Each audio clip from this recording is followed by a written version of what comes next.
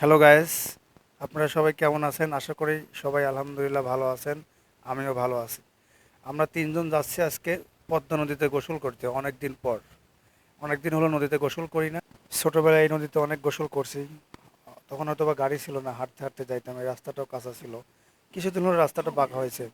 যাই হোক, গাড়ি নিয়ে যাচ্ছি ছোট দুই ভাই সাথে নিয়ে। বিশেষ করে এই রাস্তাগুলো অনেক সুন্দর দেখতে, দুই পাশে অনেক সবুজ আর সবুজ। হ্যাঁ, এটা আমাদের গ্রামের আর কি পাশের গ্রাম। আমরা এদিক দিয়ে বেশি যাওয়া আসা করি। যাই হোক, আজকের আবহাওয়াটা অনেক গরম, তো এই জন্য ভাবলাম নদীতে গোসল করতে যাই। সব মিলে যাইতেছি, গ্রামের পাশেই নদীটা। হ্যাঁ গায়েস, আমরা এই যে নদীর কাছাকাছি প্রায় চলে এসেছি। এটা হচ্ছে ঠিকানাটা পাবনা সদর চরতরাপুর ইউনিয়ন দিঘি গোয়ালবাড়ি। আসলে দিঘি গোয়ালবাড়ির জায়গার নামটা যেমন সুন্দর, নদীটাও অনেক সুন্দর। তবে এই নদীটা পদ্মা নদী না, পদ্মা নদী আর কি রেশা বলা হয় যেটা। হ্যাঁ গাইস, আমরা নদীর পাড়ে চলে আসছি। আসেন এখন আপনাদেরকে নদীর কিছু ভিউ দেখাই। নদীর ধারে কত সুন্দর ভিউ দেখেন।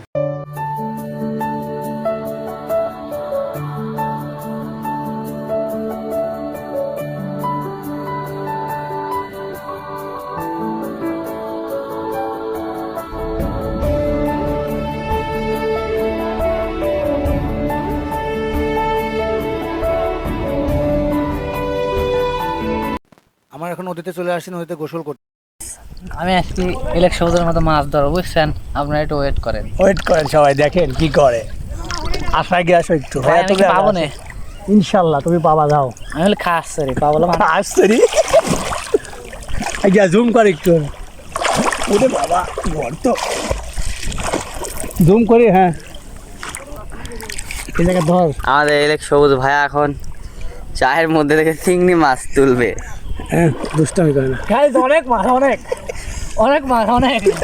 আমি তুলি পারছি না, খুব ভার। আসো ভাই, আসো আসো। হেল্প করুন, লাইক করুন, কমেন্ট করুন, সাবস্ক্রাইব করুন। বিচি বা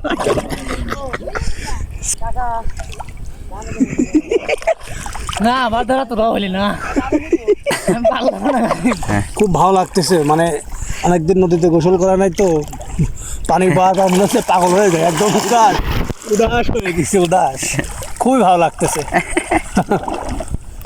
সব মিলে যা গোসল শেষ করলাম, অনেক ভালো লাগলো। আসলে অনেক রোদ ছিল, গরম ছিল, তো এর মধ্যে অনেক ঠান্ডা পানি গোসল করে খুবই ভালো লাগলো।